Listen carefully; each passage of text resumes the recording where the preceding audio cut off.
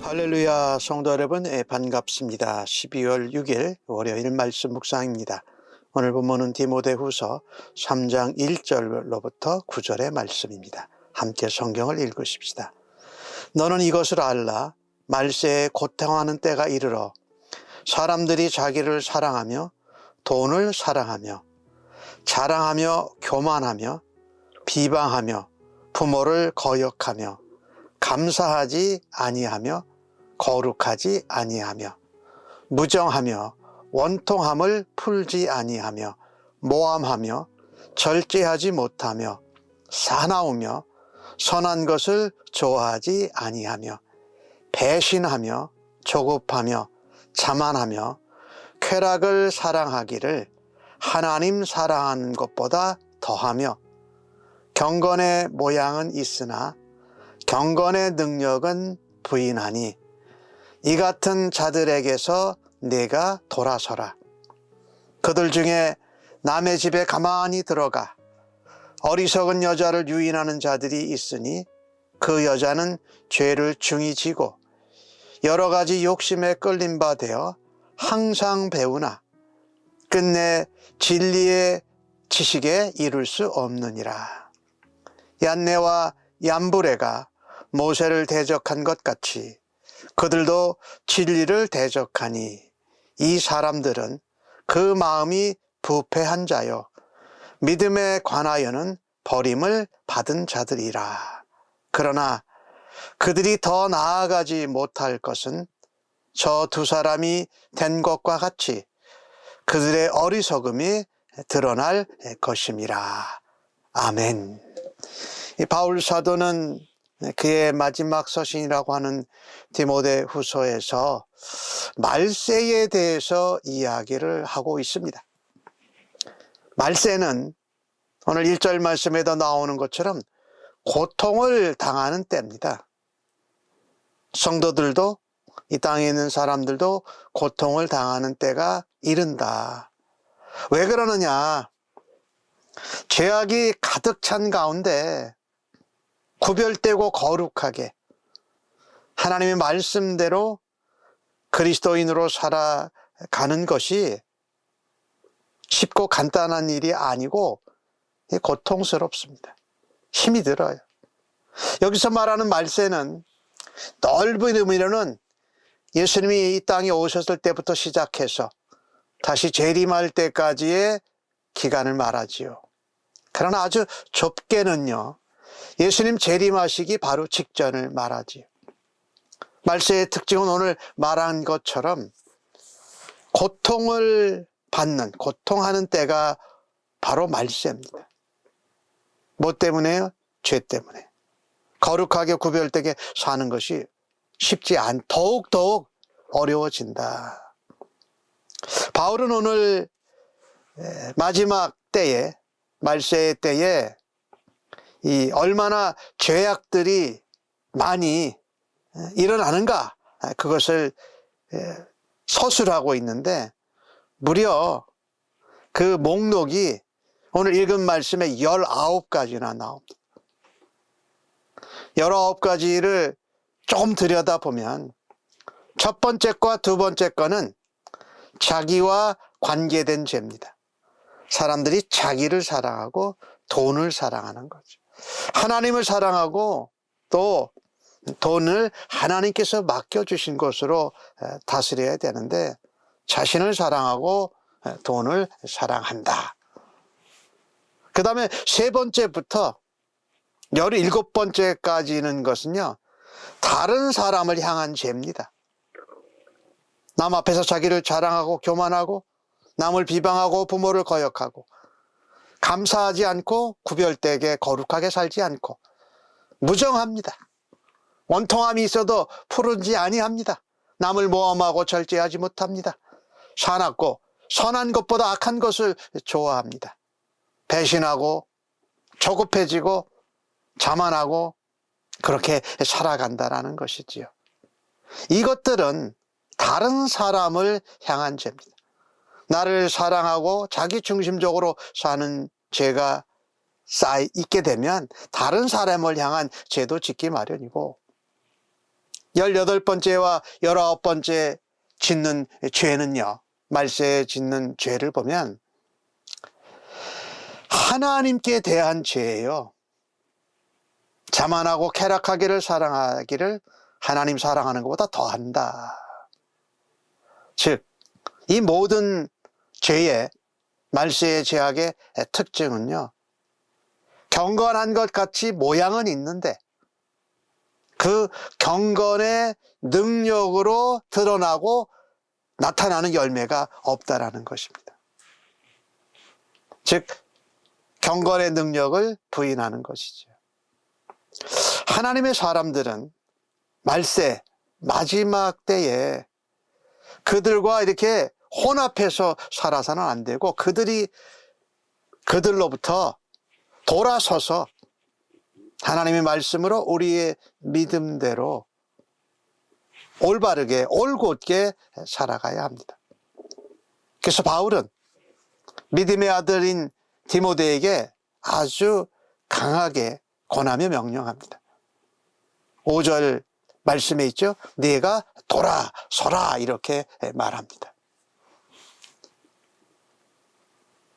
더욱이 우리가 말세를 살아갈 때에 말세에 나타날 죄악 가운데 내가 정말 단호하게 그리고 끊고 돌아서야 할 것들은 어떤 것들이 있습니까? 오늘 여기 19가지가 나오는데, 자기 사랑, 남을 향한 죄, 하나님을 향한 죄 중에 내가 정말 지금 단호하게 돌아서야 하는 그 영역은 어떤 것인가?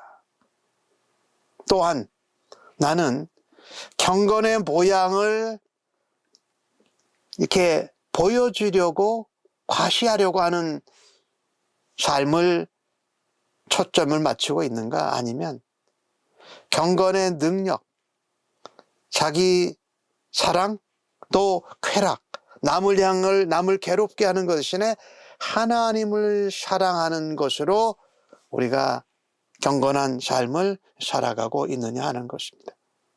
사단은 작은 기회를 통해서 계속해서 우리로 이런 영역에서 넘어지도록 우리를 유혹하고 있지 않습니까?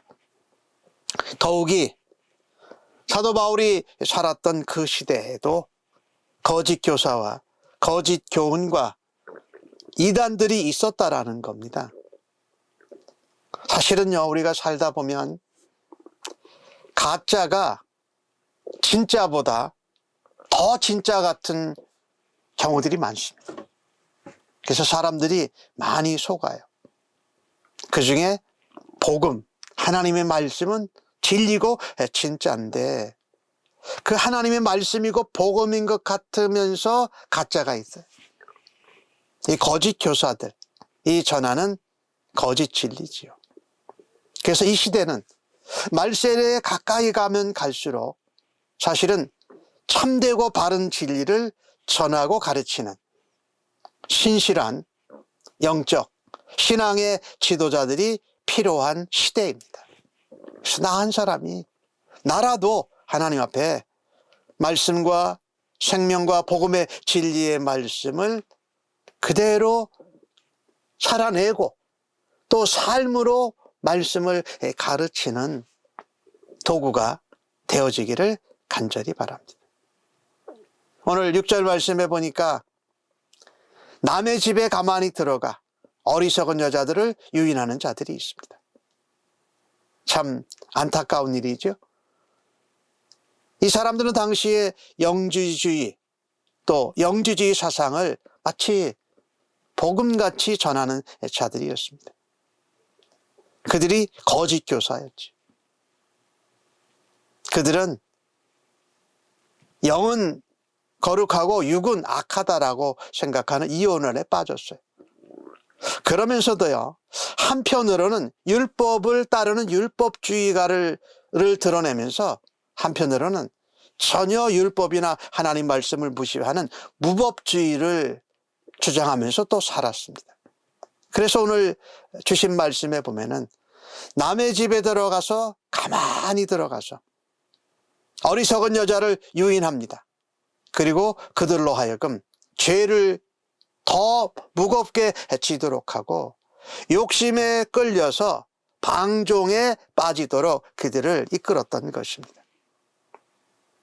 그들은 구원에 이르는 지식을 전한다고 말했지만 사실은 참된 진리에 이를 수 없을 정도로 그들의 마음과 영혼은 이미 부패했고 그들은 믿음에서 실패하고 있었던 것입니다. 거짓 교사들, 거짓 교훈, 이단들은 정말 그럴듯하게 가르치고 우리를 유혹합니다. 그러나 오늘 주신 말씀을 우리가 보면 그 거짓 교사들이 가르치는 거짓 교훈은 반드시 어리석음이 거짓 진리인 것이 만천하에 드러나게 될 것입니다. 7절 말씀에 놀라운 말씀이 있지요. 그런 경건의 모양만 쫓고 경건의 능력으로 살지 않는 자들은 배워도 배우긴 항상 배웁니다. 그런데 진리에 이르지 못합니다. 왜? 이미 부패하고 썩어 있기 때문에, 믿음에서 떠났기 때문에.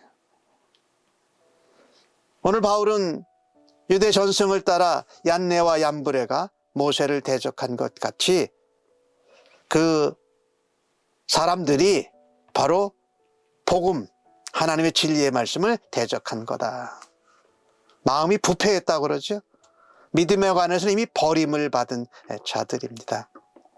그래서 그것이 만천하에 이루어 나타나게 된다.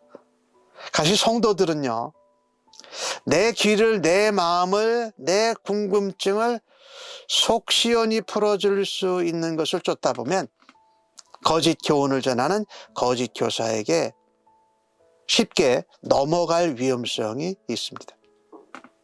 오늘 이 시대를 살아가면서 진리의 말씀을 붙들고 진리에 깊이 뿌리를 내릴 때에 물가에 심긴 나무가 뿌리를 통해서 물을 빨아들이는 것 같이 하나님의 말씀, 진리의 말씀을 듣고 뿌리를 내리고 자라갈 때에 거짓 교훈, 거짓 교사들을 분별할 수 있는 지혜가 생기는 줄로 믿습니다. 날마다 복음의 진리 위에, 생명의 말씀 위에 나를 세워가고 뿌리를 내리는 삶을 실천할 수 있기를 주의 이름으로 간절히 축복합니다. 기도하겠습니다.